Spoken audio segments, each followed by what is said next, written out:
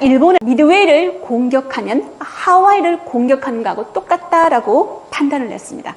미국의 항모들이 모두 출격을 하겠죠. 그러면 압도적인 일본의 기동함대로 일거에 전부 다 격침시키겠다. 미국 항공모함을 태평양에서 모조리 격침시키겠다라고 생각을 했다는 거죠. 이게 일본의 예상 시나리오였습니다.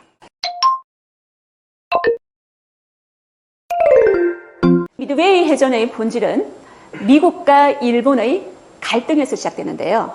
미국과 일본의 갈등, 어디에서 시작되는지 살펴보도록 하겠습니다. 우선 미드웨이 해전의 배경, 1937년 중일 전쟁부터 시작됩니다.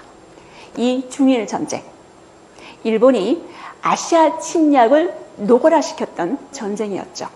이때까지도 미국이 참아주었습니다. 그런데 일본의 침략 야욕이 점차 남방으로 지속되죠. 1940년에 일본은 프랑스령 인도차이나 반도를 침공합니다. 이 프랑스령 인도차이나, 어떻게 일본이 이렇게 손쉽게 침공했을까요? 이 당시 인도차이나를 식민지 지배하고 있던 나라가 프랑스였습니다. 프랑스는 독일의 침공을 받고 이미 수도 파리가 함락된 상태였죠. 그러니까 인도차이나 반도에 전혀 손을 쓸 수가 없었습니다. 이런 무주공산이었던 인도차이나 반도에 일본이 아주 손쉽게 들어왔던 거죠. 이것을 미국이 지켜보면서 일본이 선을 넘는구나 라고 생각을 했습니다. 그래서 어떻게 하면 전쟁 없이도 일본을 압박할 수 있을까라는 카드를 끄집어냈죠. 그 카드가 바로 이거였습니다. 프랭클린 루즈벨트죠. 미국의 32대 대통령입니다. 루즈벨트 대통령은 1941년 8월 2일 일본의 해외 자산 동결과 석유 금수 조치를 단행했습니다. 이 조치가 일본한테 어떤 파장을 일으켰을까요? 전쟁을 수행하기 위해서는 뭐가 필요합니까? 석유가 필요하죠. 또 돈이 필요합니다. 목재도 필요하고요. 고무도 필요합니다. 이런 모든 것들을 미국이 동결 그리고 금수 조치를 단행해 버렸다는 겁니다. 일본 입장에서는 날벼락이었죠. 그래서 미국과 협상을 시도했습니다. 당시 미국이 내건 협상 조건이 두 가지가 있었는데요. 첫 번째, 중일 전쟁을 중단하라. 이 당시 중일 전쟁은 4년째 교착 상태였습니다. 4년 동안 진행되었던 이 중일 전쟁, 쉽게 발을 뺄 수가 없었죠. 두 번째, 인도차이나 반도에서 철수하라라고 미국이 조건을 내걸었습니다. 역시 일본은 인도차이나에서도 철수하기 싫었습니다. 그래서 일본이 내밀었던 카드가 뭐였을까요? 내가 직접 석유를 구하러 가겠다. 내가 직접 목재를 구하러 가겠다. 여러분, 이 석유와 목재가 가장 많이 있는 나라, 어느 지역일까요? 그렇죠. 바로 동남아시아. 동남아시아 중에서도 일본이 가장 탐을 내었던 지역이 있습니다. 인도네시아죠. 원래 우리도 인도네시아에서 이 목재와 석유를 수입하고 있습니다. 그 당시에도 이 목재와 석유가 굉장히 많이 나고 수출하고 있는 나라가 인도네시아였거든요. 이 인도네시아를 직접 침공하러 가려고 일본이 계획을 했던 겁니다. 그런데 이 인도네시아를 직접 침공하러 가기 위해서는 이 나라를 반드시 거쳐야 되었죠. 그 나라가 어떤 나라입니까? 필리핀입니다. 필리핀은 당시 미국령이었습니다. 미국이라는 산을 넘어야만 인도네시아를 가질 수가 있었다는 거죠. 그러면 일본은 어떤 식으로 다음 일을 진행시킬까요? 하와이 진주만을 공습합니다. 그때가 1941년 12월 7일 겨울이었습니다. 태평양 전쟁의 서막이 펼쳐지게 되었습니다. 야마모토 이소루쿠, 당시 일본 태평양 연합함대 총사령관이라고 할 수가 있는데요. 이 야마모토는 하버드 대학 출신입니다.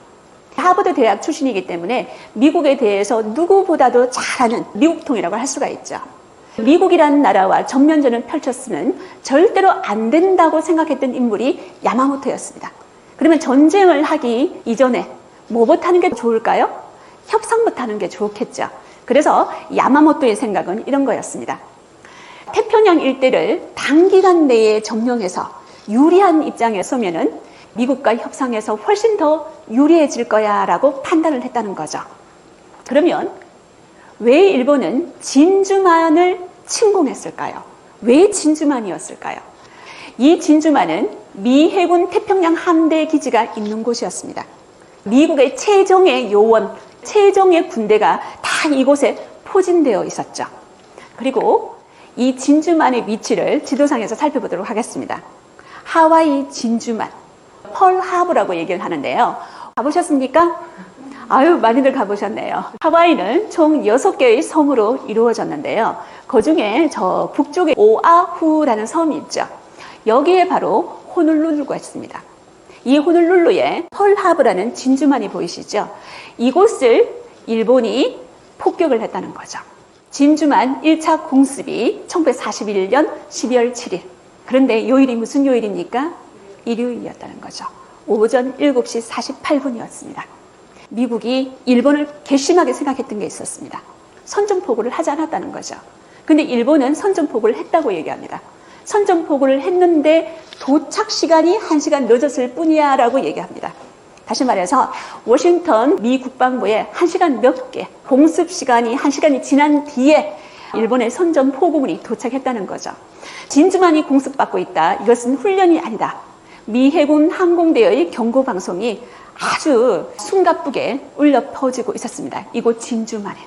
일본의 항공모함이 하와이 인근 해역에 도착해서 제로센 폭격기를 띄워서 진주만에 있는 미국의 해군 함대 기지를 기습 공격하는 겁니다. 특히 1차 공습보다는 2차 공습에 굉장히 많은 피해를 미국 측에서 입었습니다. 일본의 공습으로 침몰하고 있는 미 전함 애리조나를 여러분이 보고 있는데요. 이 화면 어디서 많이 본 것 같지 않습니까? 영화 진주만의 한 장면입니다. 애리조나 전함이 왜 침몰했을까요? 당시 이 애리조나의 경납고에는 폭약이 잔뜩 쌓여 있었습니다. 이 경납고에 일본의 제로센 전투기가 폭격을 가했다는 겁니다. 그래서 미 전함 애리조나에 탑승하고 있던 승조원 1000명이 수장을 당했습니다. 진주만 2차 공습이 있고 난 다음에 3차 공습을 했을까요? 안 했을까요? 안 했다는 거죠. 이게 다음 전황에 굉장히 큰 영향을 끼치게 되는데요. 진주만 공습 당시에 미국과 일본의 피해 상황을 찾아보았습니다. 미국 측의 피해 내용을 살펴보겠습니다. 군인이죠. 사상자 수가 합쳐가지고 3,000여 명이 넘습니다. 그리고 민간인 숫자도 굉장하죠. 2차 공습에 의해 가지고 100여 명의 민간인 사상자가 발생을 했습니다. 그리고 전함이 침몰 또는 좌초, 손상이 되었고요. 좀 전에 제가 이야기했던 순양함 세척, 구축함 세척이 또 손상을 입었습니다. 그리고 항공기 손실이 어마어마하죠. 수백 대의 항공기가 상실되었거나 혹은 손상이 되었습니다. 그런데 일본 측의 피해 내용은 아주 미미하다고 할 수가 있죠. 이 진주만 공습 당시에 미국은 어마어마한 피해를 입었습니다. 그런데 여기서 일본이 놓친 3가지가 있는데요. 우선 일본은 이 하와이 진주만에 있는 선박 수리 시설을 폭격하지 못했습니다. 이 말은 훗날 이곳에서 이 폭격을 맞았던 미군의 전함이라든지 항모라든지 그런 것들이 이 선박 수리 시설에서 다시 고쳐져서 재가동을 할 수 있게 되었다는 거죠. 두 번째는요, 유류 저장 시설을 폭격하지 않았습니다. 이 석유가 있으면 미국의 항모들이 그리고 구축함들이 미국의 전투기들이 계속 이 석유를 가지고 전쟁에서 사용을 할 수 있다는 거죠. 세 번째, 항공모함 역시 일본이 포격하지 못했습니다. 왜 일본이 폭격하지 못했을까요? 항공모함 세척이 이 당시에 훈련 중이었습니다. 다시 말해서 진주만이 없었다는 거죠. 이 살아남았던 항공모함 세척이 훗날 큰 역할을 하게 됩니다.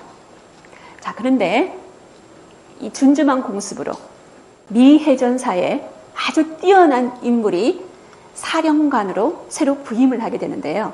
여러분 혹시 들어보셨습니까? 체스트 니미츠 제독입니다. 니미츠 제독. 여러분, 미국에서 아주 큰, 정말 큰 항공모함을 니미츠급 항공모함이라고 얘기하거든요. 이 항공모함에 이름을 붙일 만큼 미국 해전사에서 위대한 족적을 남긴 인물이 니미츠 제독이라고 할 수가 있습니다. 니미츠 제독이 부임을 해서 이런 말을 했습니다. 누구도 해임되지 않을 것이며 자신에게 익숙한 일을 앞으로 계속 해 나갈 것이다. 왜 이 말이 중요했을까요? 당시 진주만 공습을 당하고 난 다음에 미 태평양 함대 기지에 있던 모든 미 해군 장교들이 이제는 잘렸구나라고 생각을 했습니다. 그래서 모두 군복을 벗으려고 한 순간 이 니미츠 제독이 새로 부임을 해서 그 사람들을 유임을 시켰습니다. 해임시키지 않았다는 거죠. 그 장교 하나를 키우는데 여러분 얼마나 큰 노력이 드는지 다 아시겠죠. 그렇게 해서 이 미 해군 장교들이 똘똘 뭉쳐서 다음을 기약하게 되었다는 거죠. 루즈벨트 대통령이 진주만 공습이 있고 난 이튿날 그 유명한 치욕의 날 연설을 미 의회에서 합니다. 그 치욕의 날 연설을 잠시 들어보도록 하겠습니다. 1941년 12월 7일은 우리 미국 역사에서 치욕의 날로 기억될 겁니다. 미국 의회에 공식적으로 요청합니다. 일본과의 전쟁을 승인해 주십시오. 미국과 일본의 전쟁이 시작되었습니다. 태평양 전쟁의 시작이죠. 이 태평양 전쟁의 시작, 1942년 4월 18일 미국이 도쿄를 공습합니다. 우리가 보통 도쿄 공습이라 하면 1945년에 있었던 도쿄 공습을 많이 생각하게 되는데요. 그보다 먼저 있었던 1942년의 도쿄 공습입니다. 이 도쿄 공습은 공습으로 돼갑는다라는 미국의 생각이 들어있는 작전이라는 거죠. 눈에는 눈, 이에는 인 겁니다. 다시 한번 대통령 루즈벨트는 도쿄 공습을 명령하는데요. 이 루즈벨트가 도쿄 공습을 통해서 노렸던 게 있습니다. 진주만 공습으로 미국인의 사기가 아주 바닥에 떨어졌습니다.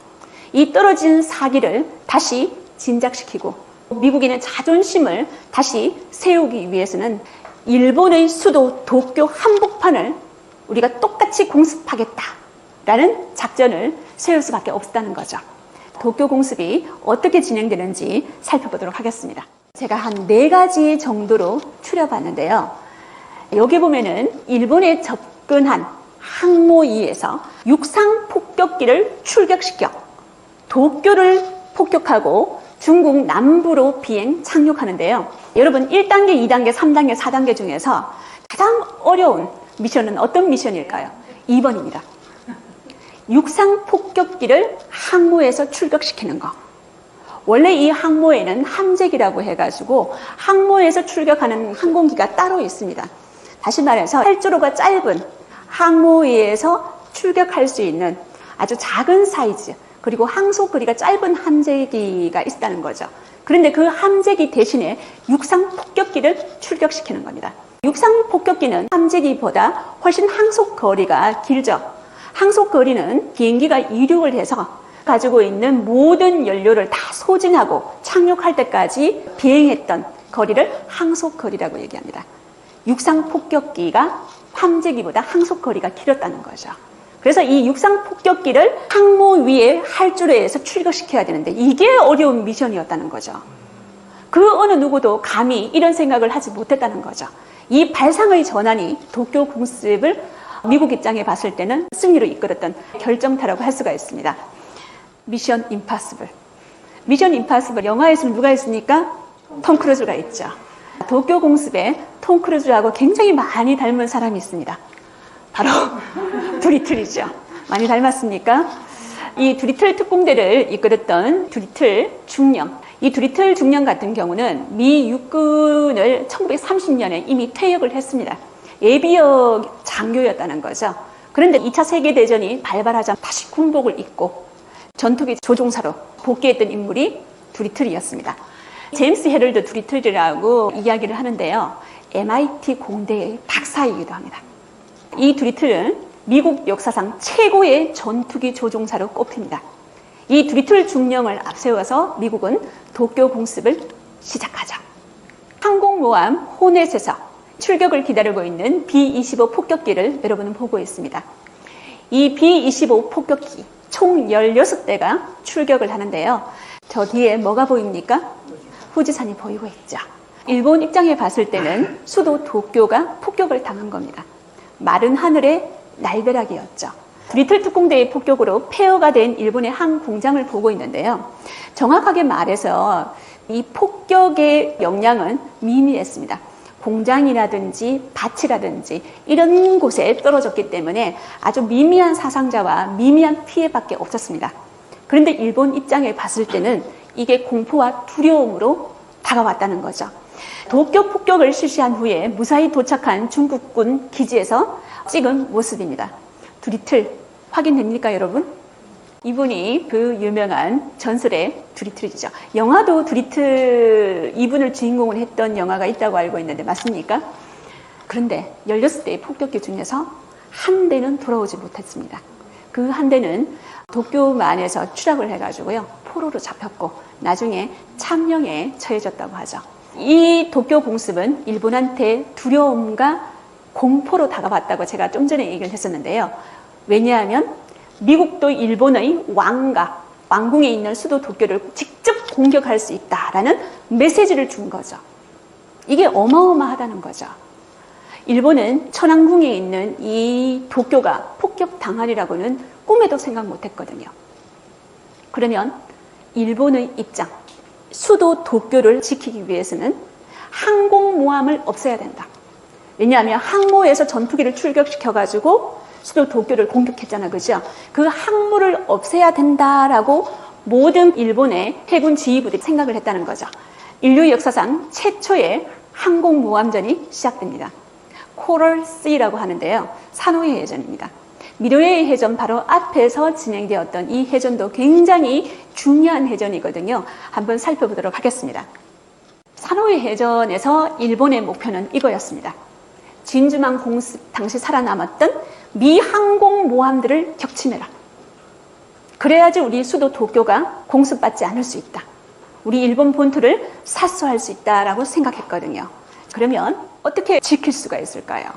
일본은 6.12 점령 계획의 일환이 산호의 해전이라고 얘기하기도 하는데요. 여러분, 미국의 항공모함에서 전투기를 출격시켜서 일본 도쿄를 공습할 수도 있고요. 또 어떻게 하면 도쿄를 공습할 수 있을까요? 제일 밑으로 한번 가보시겠습니까? 어떤 나라가 있습니까? 예, 오스트레일리아죠. 호주가 있습니다. 호주를 점령하기 위해서는 그 위에 있는 뉴기니부터 먼저 점령을 해야 되겠죠. 당시에 이 호주에서 수많은 전투기들이 일본을 향해서 출격한다면 일본은 패망을 할 수밖에 없겠죠. 그래서 호주를 점령해야 되겠다라고 일본 정부 당국은 생각을 했다는 거죠. 그래서 그 이전에 뉴기니부터 점령을 하는데요. 이 뉴기니 바로 오른쪽에 산호해가 있었다는 겁니다. 이 산호해 해전이 최초의 항공모함전입니다. 그러면 두 나라에서 어떤 항공모함을 출격시켰는지 한번 보겠습니다. 일본에서는 저 위에 쇼카쿠, 그리고 주이카쿠, 쇼호 항공모함 3대가 출격을 했고요. 미국에서는 렉싱턴이라는 항공모함, 그리고 요코타운이라는 항공모함 2대가 출격을 했습니다. 이때 미국과 호주의 연합군이 일본 항공모함 3대하고 격돌을 했다는 거죠. 전투기에 레이더가 없던 시절이었습니다. 레이더는 있었는데 전투기에 레이더가 없던 시절이었죠. 태평양에서 상대 항모를 어떻게 찾을 것인가? 먼저 찾는 나라가 전쟁에서 우위를 점할 수가 있겠죠. 뭘로 찾았을까요? 그렇죠. 정찰기로 찾아냈습니다. 정찰기. 여러분은 지금 카탈리나 비행정, 미군의 정찰기를 보고 있는데요. 이 정찰기가 태평양을 떠다니면서 상대 항모를 찾아내는 거죠. 먼저 항모를 찾아낸다는 것은 선제 공격을 할 수 있다는 거죠. 선빵을 날릴 수가 있다는 겁니다. 그래서 이 전투에서 굉장히 우위를 점할 수 있는 치트키가 되는데요. 그런데 두 나라의 정찰기가 똑같이 상대의 항모를 찾았습니다. 산호해 해전에서 지금 미 해군의 렉싱턴 항공모함이 침몰하고 있습니다. 그러면 일본은 피해가 없었을까요? 산호해 해전에서 역시 집중 공격을 받고 일본 항모 쇼호도 격침을 당했습니다. 이 쇼호는 태평양 전쟁에서 일본 항공모함 중에서 최초로 격침당했다는 불명예를 안고 있는데요. 자, 1대1 격파당했습니다. 그러면 남아있는 일본 항공모함 몇 척이 있습니까? 2척이 있겠죠. 미국은 항공모함 몇 척이 있습니까? 1척 있겠죠. 미국의 항공모함 요코타운호가 격침을 당했습니다. 그런데 이 요코타운호를 다시 살려냈다는 거죠. 일본의 요코타운호가 바닷속으로 수장되었다고 생각을 했습니다. 죽었다고 생각했다는 거죠. 이 요코타우노가 나중에 부활을 해서 미드웨이 해전에서 그 전설적인 역할을 한다는 거죠. 심각한 타격을 입고 진주만에 서둘러 도착한 요코타우노를 여러분은 지금 보고 계십니다. 자, 다시 말해서 이 사노이 해전은 서로 치고받고 사실상 무승부였다는 거죠. 그런데 태평양 전쟁의 최대의 승부가 이곳에서 펼쳐집니다. 바로 미드웨이입니다. 여러분, 미드웨이 섬을 지금 보고 있는데요. 뭐가 가장 눈에 많이 띄시죠?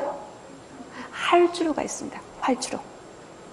다시 말해서 항공모함의 역할을 하고 있는 섬이라는 거죠. 일본은 미드웨이를 공격하면 하와이를 공격하는 것하고 똑같다라고 판단을 했습니다. 미국의 항모들이 모두 출격을 하겠죠. 그러면 압도적인 일본의 기동함대로 일거에 전부 다 격침시키겠다. 미국 항공모함을 태평양에서 모조리 격침시키겠다라고 생각을 했다는 거죠. 이게 일본의 예상 시나리오였습니다. 여러분, 제가 1차 세계대전 때 고기 분쇄기 작전이라고 한번 설명한 적이 있을 겁니다. 독일이 취했던 작전이었는데요.